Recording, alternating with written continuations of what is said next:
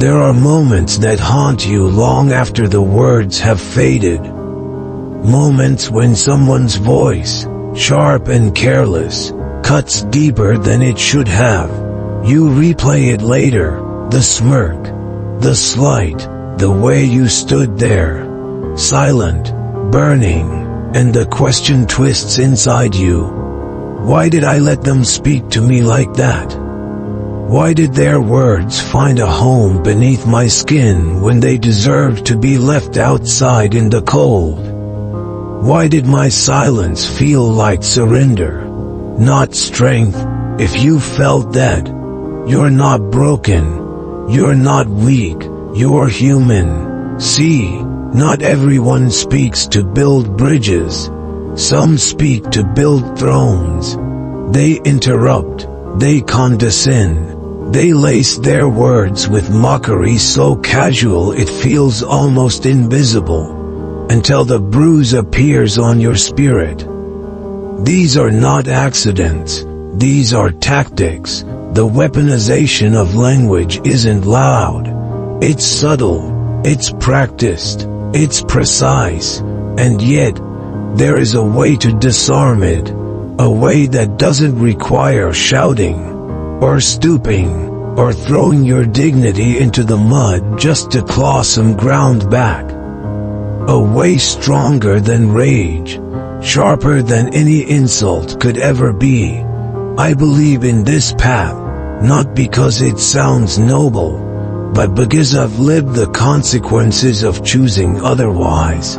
I've argued when I should have been still. I've matched cruelty with cruelty, and all it did was leave me feeling hollow, dragged down to their level, until I realized, real power doesn't explode. It doesn't scramble for the last word. It doesn't fear a silence thick enough to make the other side squirm. Real power stands. Real power waits. Real power speaks with the weight of mountains, not the clatter of falling stones. Today, we walk that path together. I'm going to show you 7 calm, devastating ways to respond, not to destroy others, but to defend yourself with honor. Each one a shield forged from clarity, precision, and unshakable calm. Not all battles are worth fighting with swords.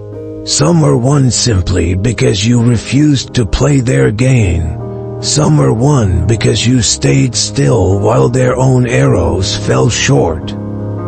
This isn't about being passive. This is about being deliberate, about speaking when it matters, and only then, about reclaiming your voice not by making it louder, but by making it undeniable. If you're ready to step into that kind of strength, a strength that doesn't just survive the fire but reshapes it, stay with me. What you'll learn today isn't just strategy.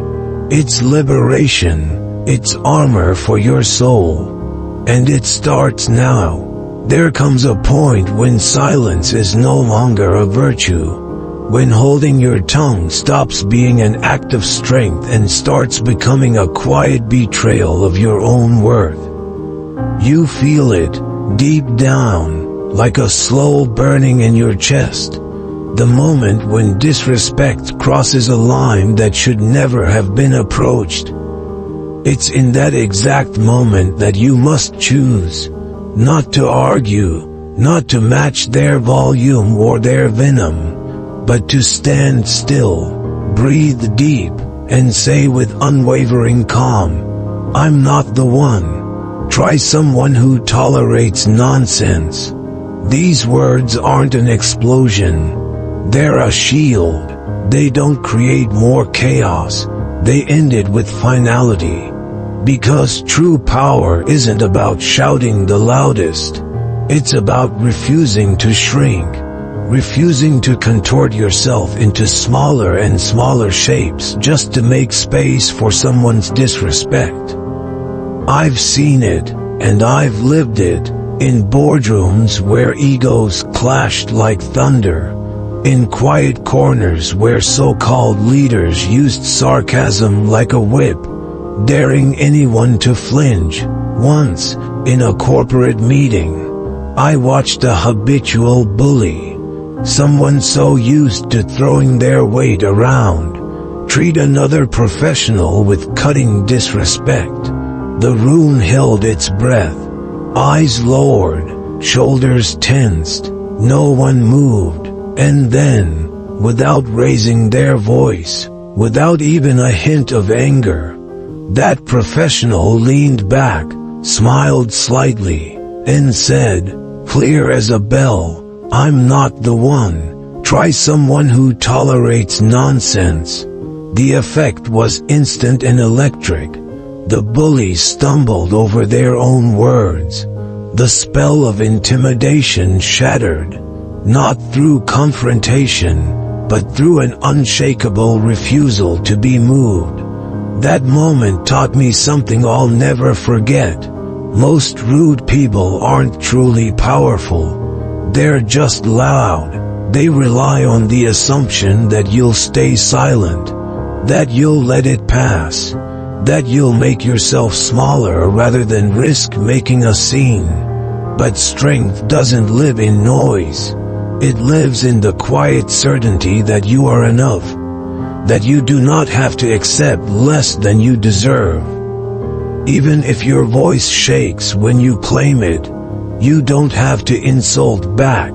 You don't have to prove anything. You don't even have to stay in the conversation. You just have to remember, your dignity isn't negotiable. Not for convenience, not for comfort, not for someone else's fragile ego. Calmness is your armor, precision is your sword, and when you refuse to engage with disrespect, you don't just protect yourself, you give silent permission to everyone around you to do the same. You remind them that boundaries are not only allowed, they are necessary. So next time disrespect knocks, don't invite it in. Don't debate with it. Just stand tall, look it in the eye, and calmly say, I'm not the one. There's a powerful freedom that comes when you realize not every opinion deserves a seat at your table.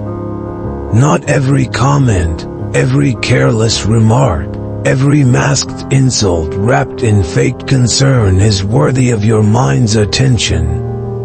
Some words aren't meant to be fought against. They're meant to be ignored with surgical precision. And when someone comes at you, dripping with envy, disguised as advice, or cloaked in false kindness, the best response isn't anger. It isn't argument. It isn't even disappointment. It's a simple, calm truth delivered with steady eyes. I'm not offended. I just don't value your opinion enough. The first time I used that line, it changed everything. It was during one of those endless storms that come when you dare to create something and share it with the world. It was online, where strangers feel entitled to tear apart things they could never build. Someone, hiding behind their screen, wrote a comment so slickly cruel, so carefully phrased to sound like helpful feedback, but laced with nothing but insecurity. For a moment, I felt the old reflex rise up, the need to defend, to explain, to prove myself to someone who had never earned that right. But then I stopped. I breathed, and I realized their words were not a mirror of my worth. They were a mirror of theirs. So instead of reacting, I simply replied, I'm not offended. I just don't value your opinion enough. No fire, no apology, no doorway for their negativity to step through. and the silence that followed was louder than any argument I could have made. They had nowhere to go, no flame to feed on, no emotional leverage to grip. Their weapon fell useless at their feet because I refused to pick it up. That's the secret no one teaches you early enough. Your mind is sacred territory. It's not a public forum. It's not a dumping ground for insecure spectators who mistake cruelty for cleverness. It's a fortress, and you are its sole gatekeeper. Every time you defend yourself against someone who doesn't matter, you hand them a key they never deserved to hold.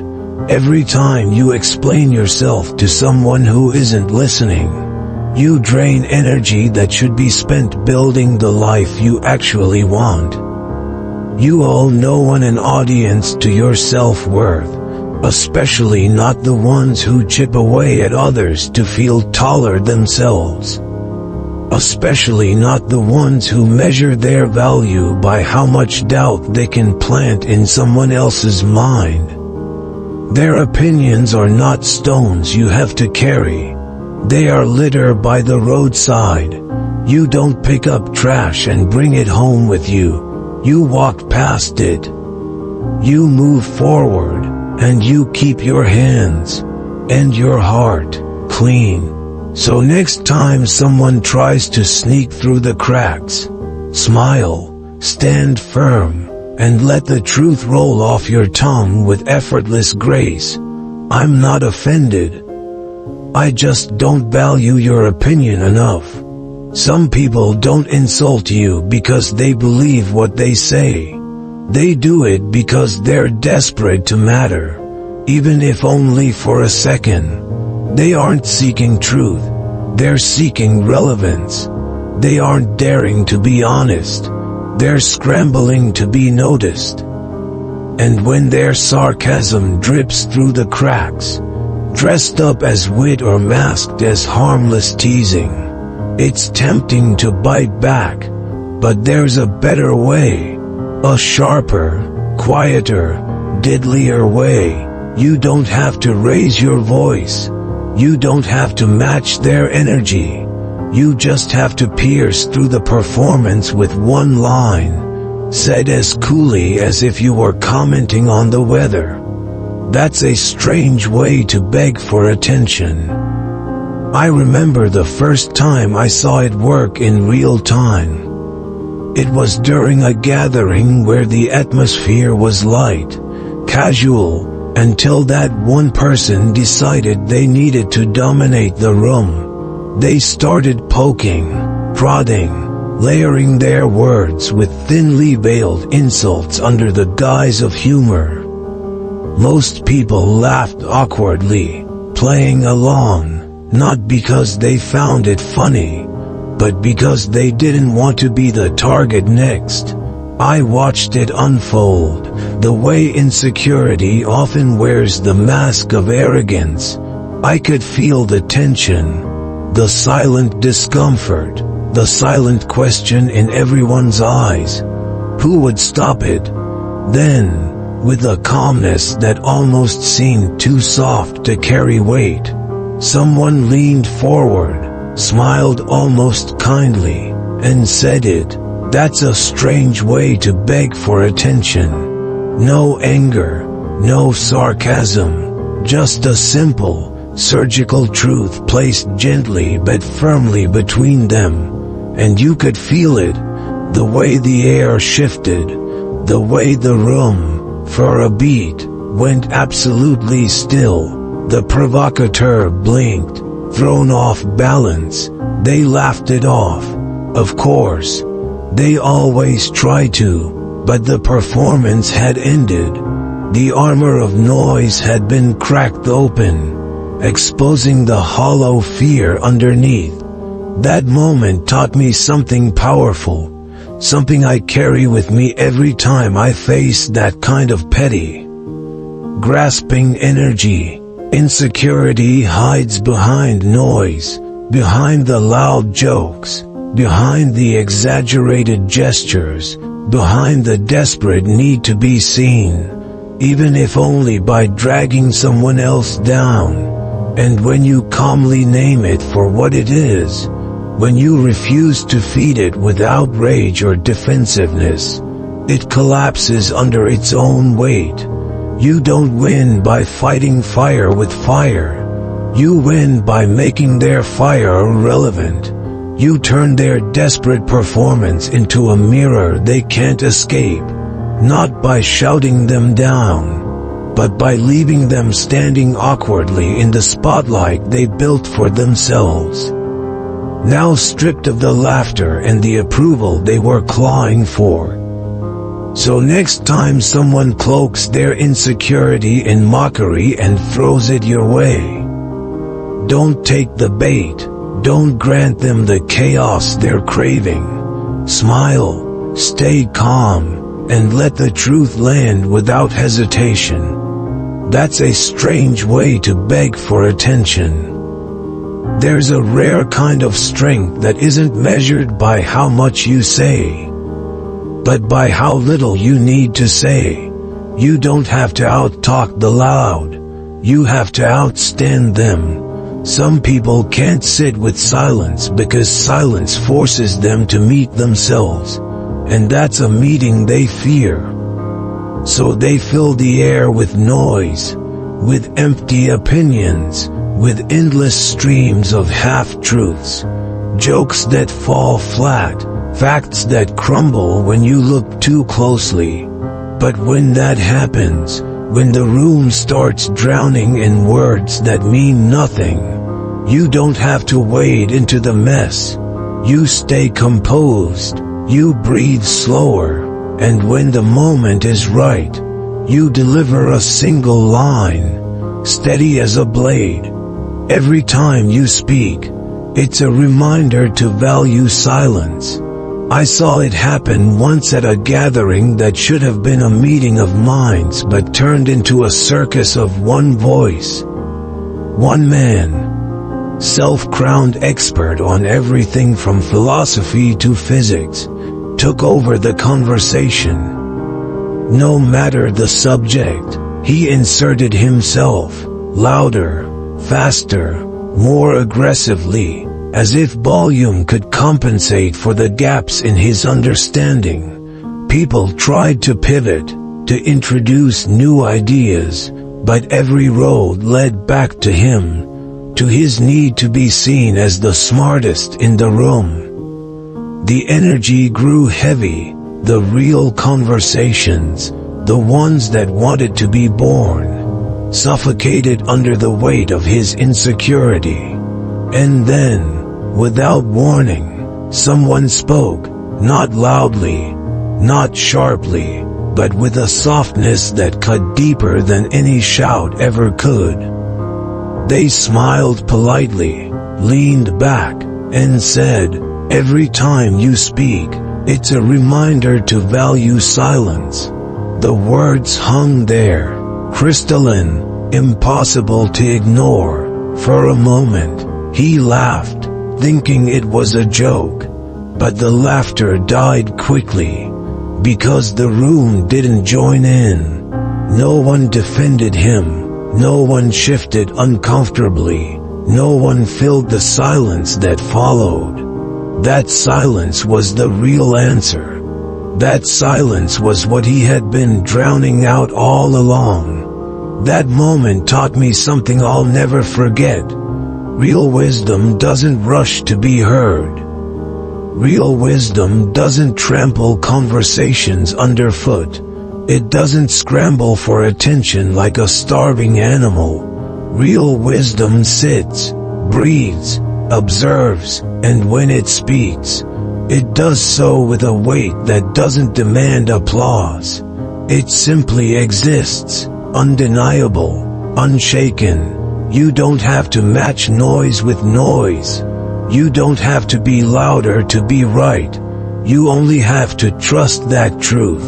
Real truth doesn't require a parade. It doesn't need a spotlight. It doesn't need to shout its credentials to the heavens. It just is, and the fewer words it uses, the louder it resounds. So next time you find yourself surrounded by people desperate to fill the quiet, desperate to outrun their own reflections, don't chase them, don't compete, let your stillness be your strength, and when necessary, let the words fall like a final, ringing bell. Every time you speak, it's a reminder to value silence. Provocation only works when you hand it the keys to your peace. When someone throws a jab meant to pierce, it's not the words themselves that wound, it's your invitation for them to land. But you have a choice. You always have a choice. When someone tries to prod you emotionally, when they lace their voice with just enough venom to hope you flinch, don't shrink, don't explain, don't build a case for why you deserve kindness. Smile, breathe deep into the unshakable place inside you, and let the words fall from your lips like a stone dropped into still water. If you're trying to hurt my feelings, you'll have to try harder. I remember a time, years ago, when the world felt sharper against my skin. Every careless comment, every dismissive glance, every sarcastic dig seemed carved to leave a mark. It was easy then to believe that the opinions of others defined the edges of who I was. But life has a way of teaching through storms what comfort cannot. It was not the applause that made me stronger. It was the betrayals, the disappointments, the long nights where doubt roared and no one was coming to save me. It was there, in those unseen battles, that a different kind of resilience was forged. The kind that doesn't crumble at the sound of cheap insults. Now, when someone tosses a careless stone my way, it doesn't find bare skin, it finds a mountain, and mountains don't flinch. This isn't about growing thicker skin. It's about knowing who you are so clearly that no shallow opinion can muddy the waters. It's not numbness, it's precision. It's standing so firmly in your own self-definition that even when the winds howl and the noise grows, you remain rooted, unshaken, unmoved. There's a powerful lesson hidden here, one that changes everything when you finally feel it settle into your bones. Mastery over self makes you untouchable.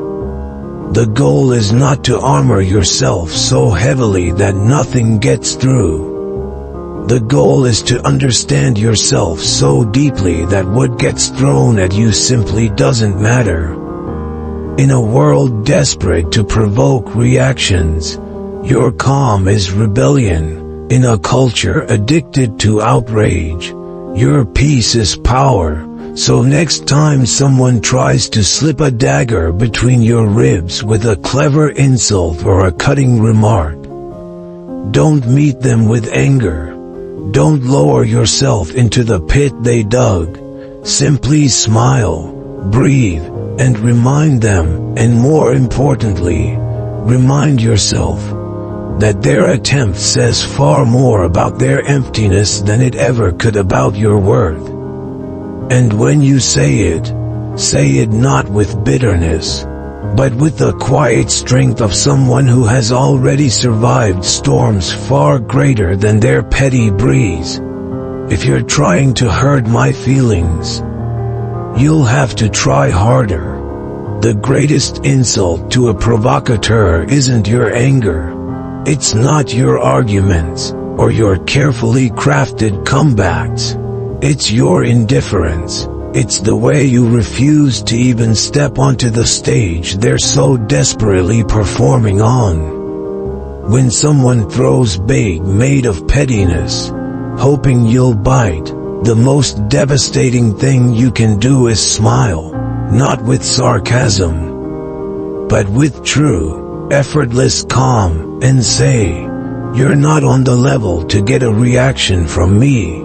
I've seen firsthand how powerful this is, and not in some theoretical, polished seminar. I saw it happen in a real boardroom, in a moment charged with ambition, ego, and the kind of thinly veiled hostility that smells like smoke before a fire.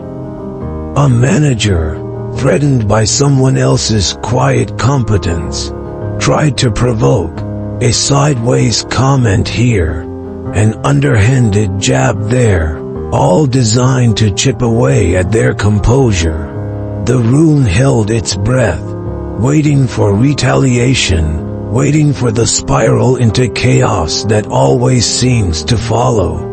But instead of taking the bait, the target of the attack simply leaned back, met his eyes without an ounce of tension, and said, almost lightly, "You're not on the level to get a reaction from me." No anger, no raising of the voice. Just a statement so unshakably true that it silenced the entire room. The effect was surgical. The provocateur suddenly seemed smaller, not because anyone humiliated him, but because he exposed himself, desperate for relevance he was never going to get. And the one who stayed calm, they didn't just win the moment, they owned it without lifting a finger. That day etched the truth into me so deep that I carry it everywhere now. Your emotional energy is treasure. It is gold, and not everyone deserves access to it. Not everyone has earned the right to enter the sanctuary of your mind, or stir the waters of your spirit. Some people are noise. Some are storms searching for something solid enough to destroy. But you are not a battleground for anyone else's insecurities. You are not required to explain yourself to those committed to misunderstanding you. You are not here to wrestle with every hand that waves in your face. Indifference is not weakness, it is mastery. It is knowing the value of your peace so intimately that you guard it like sacred ground. It's understanding that you don't have to react just because someone demands a scene. Silence can be a shield, calmness can be a sword, and your refusal to engage doesn't just protect you, it defines you. So when the next provocateur steps forward, cloaking their insecurity in noise and daring you to dance with them, don't even lace up your boots. Smile, breathe, and let your presence speak louder than their clamor ever could. You're not on the level to get a reaction from me. There's an art to seeing through arrogance without getting tangled in it.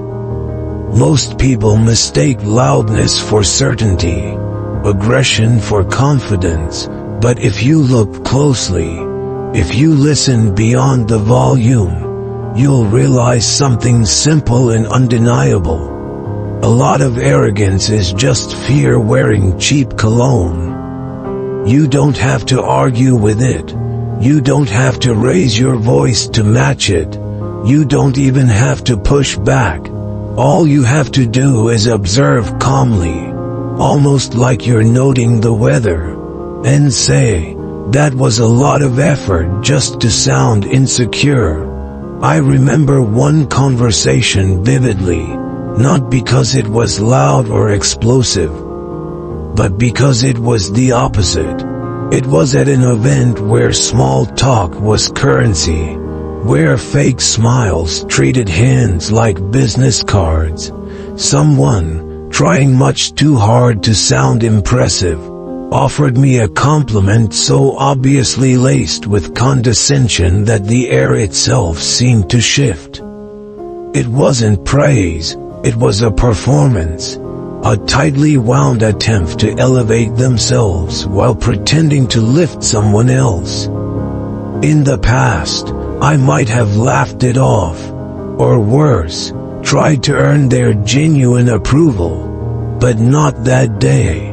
That day, I simply smiled, tilted my head slightly, and said it, clear, steady, undeniable. That was a lot of effort just to sound insecure. For a moment, there was silence, a deep, uncomfortable silence that no amount of forced laughter could erase. They blinked, fumbled for a response, but there was nowhere to go. Because I hadn't insulted them, I hadn't attacked, I had simply held up a mirror, and they were left to look into it alone. That's the hidden power few people understand. True strength isn't about counter-attacking. It's about refusing to play a game you've already won by seeing it for what it is. When you calmly expose the truth, you strip away all the noise, all the distractions, all the false bravado someone tries to hide behind. You make them stand naked in their own intentions. And no one enjoys that reflection. I've come to believe that we waste far too much energy on battles we don't need to fight. We waste breath explaining ourselves to people committed to misunderstanding us. We waste time countering insults from people too fragile to offer genuine connection. But when you step out of that cycle, when you let clarity be your weapon and stillness be your shield, you become untouchable in a way that arguments never achieve.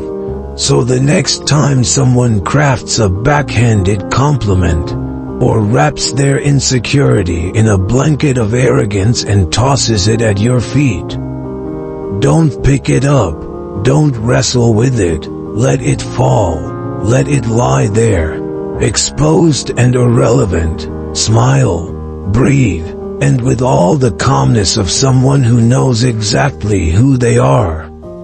Simply say, that was a lot of effort just to sound insecure. These aren't just clever comebacks thrown into the wind. They are shields, forged in the furnace of stillness, cooled in the waters of restraint. They are swords, sharpened not by rage, but by the quiet discipline of knowing when to strike and when to stand silent. In a world that rewards noise, that applauds the loudest outrage and crowns the fastest reaction, your silence is not weakness. It's rebellion. It's a revolution against the chaos they want you to drown in. In a world that celebrates outrage as entertainment, that packages anger as power, your composure becomes a rare and breathtaking kind of superpower. The kind that cannot be bought, cannot be faked, and certainly cannot be stolen. The next time someone tries to stir the storm inside you, remember, you don't owe them your anger. Their insecurity does not deserve your energy. Their desperation does not merit your dignity. You don't have to defend yourself to the noise. You don't have to dignify the chaos with a response. What you owe, what you must fiercely and unapologetically protect, is your peace, your clarity, your strength, because once you surrender those, you become just another player in their game. And trust me, you are meant for greater arenas. So stay still, stay deliberate. Speak with a precision that cuts through the nonsense without ever raising your voice. Protect your power like it's the last match in a storm, because sometimes it is. When you refuse to react, you force others to reckon with their own emptiness. When you hold your ground with grace instead of anger, you show a strength that doesn't need an audience to validate it. You become the unmoved mover, the still point in a spinning world. I've walked through fires that taught me this the hard way. I've wasted time defending myself to people who never deserved a second of my energy. I've tried explaining truth to those committed to misunderstanding it, and every time, the result was the same: exhaustion, not peace. You don't win battles by fighting every hand that points at you. You win by standing so firmly in your truth that nothing, no whisper, no shout, no insult, can move you. If this message resonated with something deep inside you today, if it stirred that part of you tired of fighting battles that don't deserve you, I invite you to drop "Stay silent" in the comments below. Not because you're weak, because you are done giving your fire to those who only want to watch it burn. And if you're ready to keep building an unshakable strength, a quiet resilience that nothing can shake, hit that subscribe button, quietly, purposefully, because the world doesn't need more noise. It needs more voices like yours, steady, calm, and impossible to move. Until next time, stand tall, speak wisely, protect your peace. The world will notice, and your soul will thank you.